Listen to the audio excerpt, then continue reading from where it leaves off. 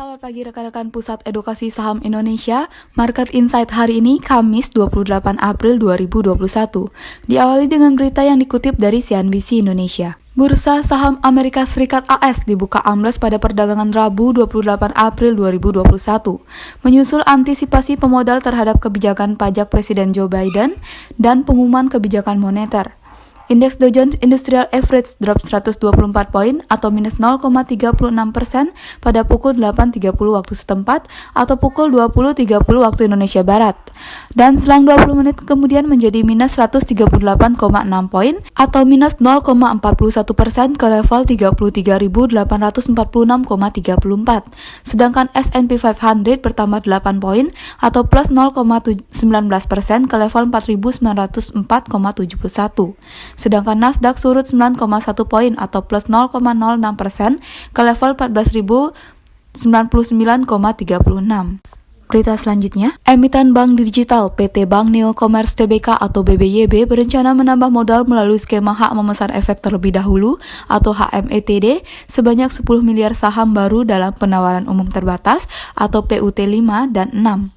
Pemegang saham perusahaan yakni Akulaku dan Gosco Capital siap menyerap saham baru tersebut. Menurut Direktur Utama Bank Neo Commerce Chandra Gunawan, dana hasil right issue tersebut akan digunakan untuk belanja modal dan meningkatkan modal inti perseroan menjadi 2 triliun rupiah pada tahun ini. Sisanya untuk investasi di sektor teknologi dan informasi atau IT dan belanja operasional.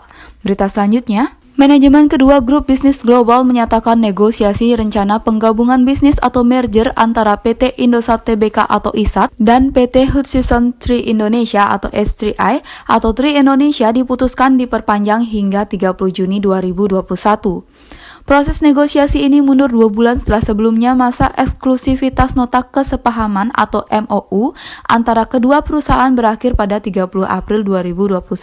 CEO Tree Indonesia Cliff Wu mengatakan, kedua pemegang saham perusahaan membutuhkan waktu yang lebih banyak untuk menyelesaikan rencana penggabungan bisnis keduanya, sehingga keduanya setuju memperpanjang periode eksklusif negosiasi penggabungan kedua bisnis tersebut hingga akhir semester 1 2021.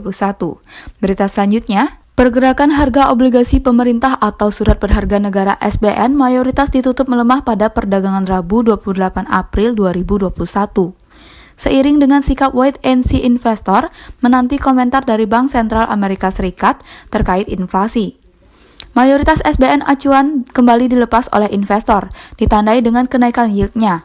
Namun penurunan yield masih terjadi di SBN bertenor 1 tahun dan 25 tahun, sehingga kedua tenor SBN tersebut masih dikoleksi oleh investor pada hari ini. Berita selanjutnya, emiten rokok raksasa PT Hanjaya Mandala Sampurna Tbk atau HMSP melaporkan penurunan kinerja keuangan sepanjang kuartal pertama tahun ini. Berdasarkan laporan keuangan yang diterbitkan oleh Bursa Efek Indonesia BEI Rabu 28 April 2021, laba bersih HMSP tercatat turun signifikan, yaitu 22,13% menjadi 2,59 triliun rupiah per 31 Maret 2021. Sebelumnya pada periode yang sama 2020, laba bersih anak usaha Philip Morris International yaitu sebesar 3,32 triliun rupiah. Menurunnya laba bersih tersebut diiringi dengan merosotnya penjualan dan pendapatan usaha 0,55% menjadi 23,56 triliun rupiah pada kuartal 1 tahun ini, dari 23,69 triliun rupiah pada periode yang sama tahun sebelumnya. Berita selanjutnya, emiten produsen ban grup Michelin asal Prancis PT Multistrada Arasarada Tbk atau MASA baru saja melaporkan kinerja keuangan di sepanjang tahun pandemi 2020.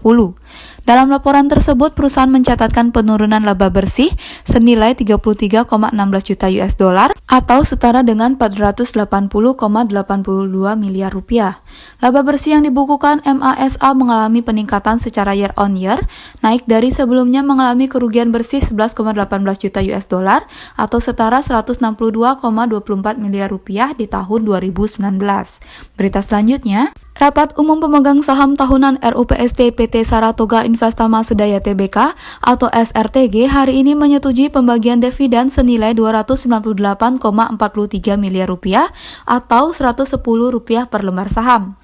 Sementara itu, Rapat Umum Pemegang Saham Luar Biasa atau RUPSLB yang digelar usai RUPST juga menyetujui usulan manajemen Saratoga untuk melakukan pemecahan nilai saham atau stock split dengan rasio 1:5. Presiden Direktur Saratoga Michael W.P. Suryajaya menjelaskan konsistensi Saratoga untuk membagikan dividen kepada pemegang saham merupakan bagian dari komitmen perseroan untuk terus memberikan nilai tambah. Berita selanjutnya, emiten pengelola gerai Hypermart milik Grup Lipo PT Matahari Putra Prima Tbk atau MPPA kembali membukukan rugi bersih sepanjang tahun lalu. Berdasarkan laporan keuangan yang terbit di situs Bursa Efek Indonesia BEI, MPPA membukukan rugi bersih 405,31 miliar rupiah pada tahun 2020, berkurang 27% dari rugi bersih tahun sebelumnya yang sebesar 552,68 miliar rupiah. Adapun tahun 2018 MPPA juga mencatatkan rugi, yakni sebesar 898,27 miliar rupiah. Berita selanjutnya, Kementerian Badan Usaha Milik Negara BUMN menyebutkan saat ini PT PLN Persero tengah melakukan pembangunan konektivitas jaringan telekomunikasi melalui anak usahanya ICOON Plus. Investasi ini diharapkan dapat memberikan perluasan jaringan di luar investasi yang dilakukan oleh PT Telkom Indonesia Tbk atau TLKM. Wakil Menteri BUMN Pahala Nugraha Mansuri mengatakan perluasan jaringan telekomunikasi ini diharapkan bisa memperluas jangkauan telekomunikasi. Selain itu, kedua perusahaan juga diharapkan bisa memberikan dukungan kepada UMKM dalam bentuk servis. Berita selanjutnya, Presiden Direktur PT Bank Sentral Asia Tbk atau BBCA, Yahya Setiatmaja, buka suara mengenai fenomena investasi di aset kripto yang belakangan ini sedang digandrungi investor milenial. Maraknya investasi di aset kripto, terutama bagi generasi milenial, memang tak bisa dihindari seiring populernya cryptocurrency belakangan ini seperti Bitcoin, Ethereum, dan Dogecoin, yang harganya naik cukup signifikan. Hal ini membuat investor berbondong-bondong berinvestasi di aset kripto. Menurut Yahya, aset kripto saat ini bisa menjadi alternatif investasi. Namun ia berpesan agar investor tetap berhati-hati memilih produk aset kripto yang berkualitas dan agen yang kredibel. Berita selanjutnya dikutip dari kontan.co.id. Harga crude palm oil atau CPO kembali mencapai rekor tertingginya. Berdasarkan website Bursa Derivatif Malaysia per 28 April 2021 pukul 18.31, harga CPO kontrak pengiriman Juli 2021 berada di level Rp3.942 Malaysia per ton. Harga tersebut mengungguli level tertinggi sebelumnya, yakni Rp3.906 Malaysia per ton pada 15 Maret 2021. Berita selanjutnya, tren restrukturisasi utang dalam program restrukturisasi COVID-19 mulai terlihat menurun. Namun perbankan tetap memiliki risiko penambahan risiko kredit bermasalah atau non-performing loan dari sebagian outstanding kredit dalam program restrukturisasi yang diperkirakan bakal sulit untuk pulih. Bank Mandiri misalnya mencatatkan outstanding restrukturisasi COVID-19 sebesar Rp94,5 triliun per Maret 2021. Nilai tersebut sudah berkurang jika dibandingkan dengan total kredit yang direstrukturisasi sejak awal relaksasi yang sebesar Rp124,2 triliun. Berita selanjutnya, meskipun efek dampak pandemi COVID-19 belum sirna, pemodal Ventura masih gencar menanamkan duit di startup. Berdasarkan data Otoritas Jasa Keuangan OJK, penyertaan modal Ventura sudah mencapai Rp15 triliun per Februari 2021 atau tumbuh sebesar 14,6% dibandingkan dengan pencatatan pada awal tahun. Kontribusi terbesar masih berasal dari pembiayaan usaha produktif yang mencapai Rp10 triliun. Tentu saja masih ada potensi penambahan penyertaan modal Ventura sampai akhir tahun ini. Berita selanjutnya, sejumlah perbankan telah merilis laporan keuangan periode Januari hingga Maret 2021. Hasilnya, kinerja perbankan semakin menunjukkan perbaikan. Secara tahunan, kinerja emiten perbankan memang masih turun. Namun, secara kuartalan, laba bersih dan pendapatan perbankan mulai meningkat. Berita selanjutnya yaitu berita terakhir pagi ini. Kementerian Investasi terbentuk. Sesuai arahan Presiden RI Joko Widodo, target investasi tahun ini sebesar Rp900 triliun.